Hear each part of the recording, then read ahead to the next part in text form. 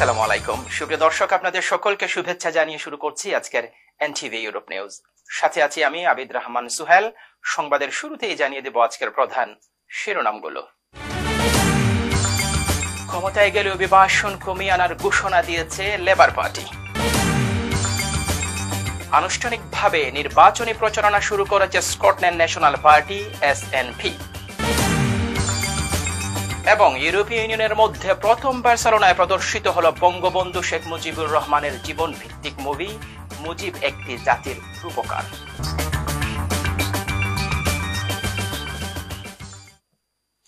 শুনছিলেন শিরোনাম, এবার বিস্তারিত। দর্শক, শুরুতে ব্রিটেন প্রসঙ্গ।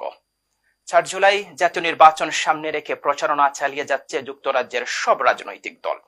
প্রতিদিনই প্রধান দুই দল কনজারভেটিভ এবং লেবার পার্টি তাদের নতুন নতুন প্রতিশ্রুতি দিচ্ছে এবং প্রচারণা চালিয়ে যাচ্ছে। লেবার পার্টি ঘোষণা করেছে যদি তারা ক্ষমতায় যায় তাহলে তারা অভিবাসন নিয়ন্ত্রণ করবে। লেবার নেতা কিয়ার স্টারমার বলেন তার দল ক্ষমতায় গেলে অভিবাসন কমিয়ে আনবে এবং চাকুরির জন্য দক্ষ কর্মী তৈরির জন্য ব্রিটেনের কর্মীদের প্রশিক্ষণ ব্যবস্থা করতে নতুন আইন করবেন। তবে তিনি লক্ষ্য পূরণের জন্য কোনো নির্দিষ্ট সময়সীমা উল্লেখ করেননি।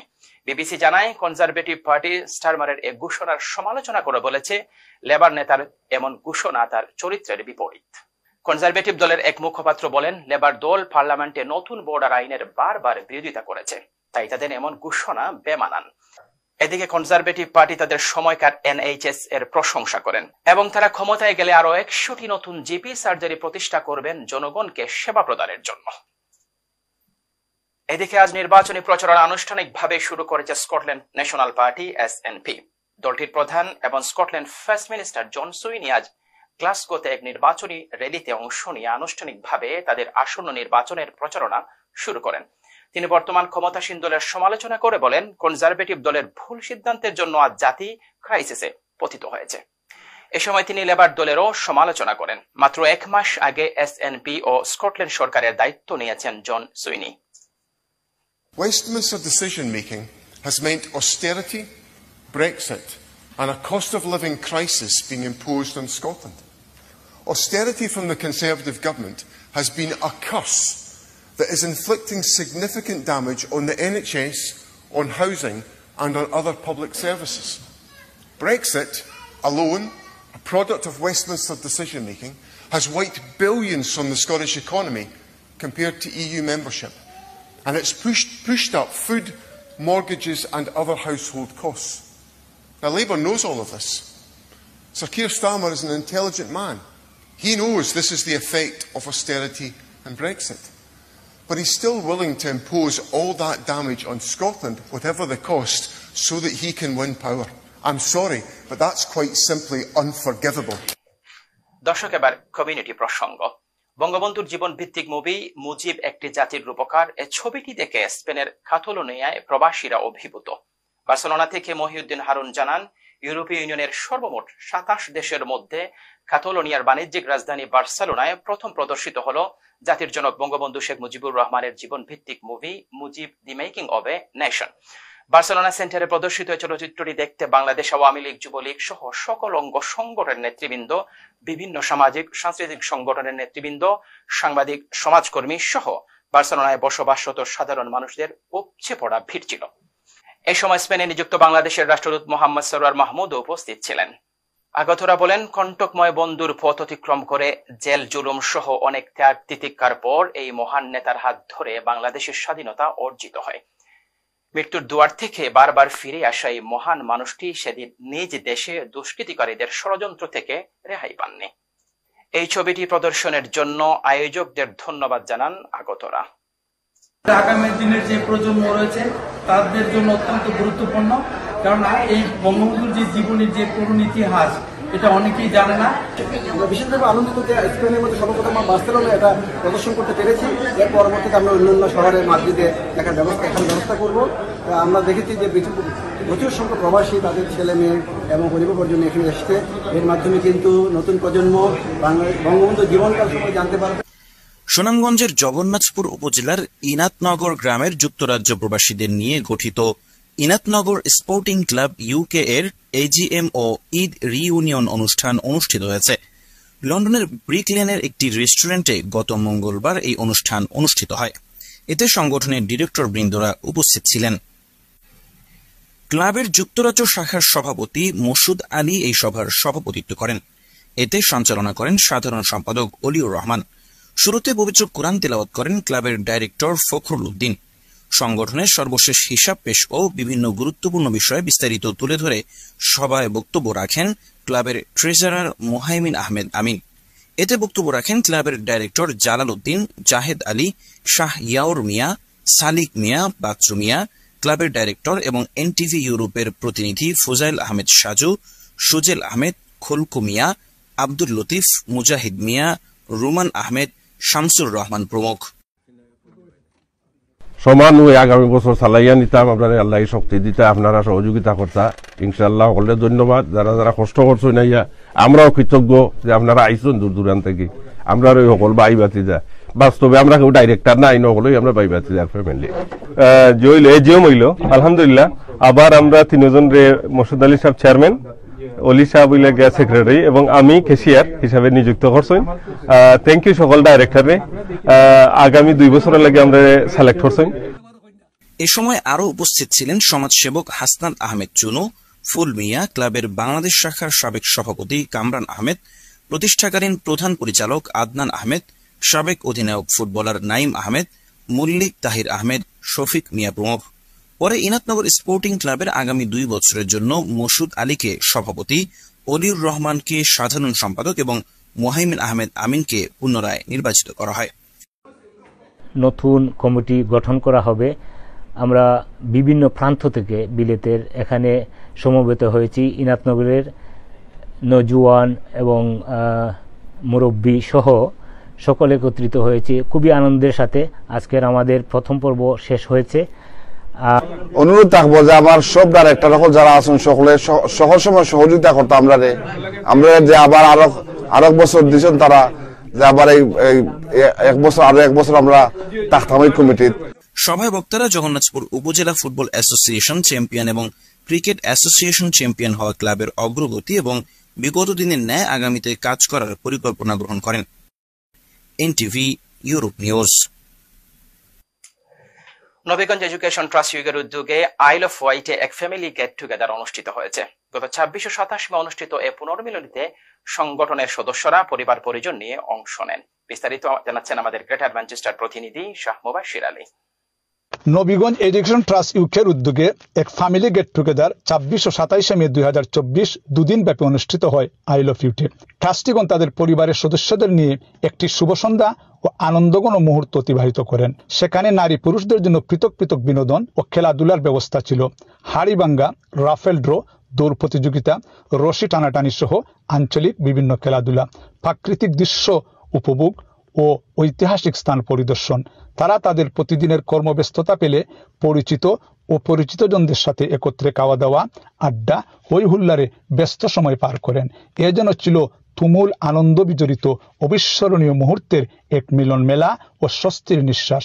এ মিলন মেলার অপুরন্ত সুখানুভূতির নির্যাস সিঞ্চিত করে তাদের প্রাণ স্পন্দনকে জাগিয়ে রাখতে এবং নতুন প্রজন্মের ছেলে মেয়েদেরকে এই ট্রাস্টের সাথে আরো বেশি সম্পৃক্ত করতে এ ধরনের উদ্যোগ সবসময় অব্যাহত থাকবে বলে জানান সংগঠনের সভাপতি বিশিষ্ট শিক্ষানুরাগী মাহতাব মিয়ার সভাপতিত্বে সাধারণ সম্পাদক আব্দুল হাই ও প্রোগ্রাম কোঅর্ডিনেটর আব্দুল শহীদের যৌথ পরিচালনায় স্থানীয় ফনিক্স হাউসে প্রথম পর্বের শুরুতেই পবিত্র কোরআন থেকে তেলাওয়াত করেন মোহাম্মদ সালেহ আহমেদ।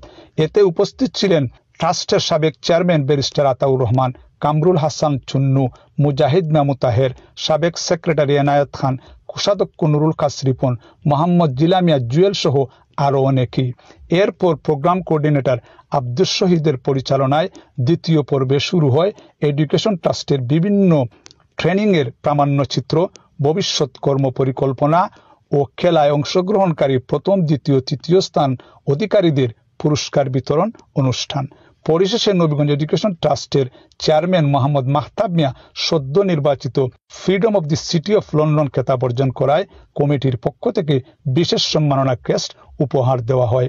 এ ধরনের আয়োজন প্রাকৃতিক পরিবেশে মনকে প্রফুল্ল করে তোলে এবং প্রতিদিনের কর্মব্যস্ততা, যান্ত্রিকতা অন্তত একদিনের জন্য হলেও ভুলে থাকা যায়। তাই সকলের প্রত্যাশা নতুন প্রজন্মের ছেলে মেয়েদের নিয়ে এবং তাদেরকে উদ্বুদ্ধ ও সম্পৃক্ত বাড়াতে এ ধরনের কার্যক্রম যেন অব্যাহত থাকে। Shah Mubashshir Ali, NTV Europe. ইতালিতে প্রবাসী বাংলাদেশিদের ব্যবসা প্রতিষ্ঠান দিন দিন বৃদ্ধি পাচ্ছে। দীর্ঘদিন কাজের পর নিজের একটি প্রতিষ্ঠান করার স্বপ্ন ছিল ইতালির রিমিনি প্রবাসী রাজীব খানের। তার অনেক দিনের স্বপ্ন অবশেষে পূর্ণ হয়েছে। ইতালির রিমিনি থেকে ফিরে বিস্তারিত জানাচ্ছেন আমাদের সহকর্মী নাজমুল হোসেন। প্রবাসী বিদেশিদের সাথে পাল্লা দিয়ে বাড়ছে বাংলাদেশিদের ব্যবসা প্রতিষ্ঠান।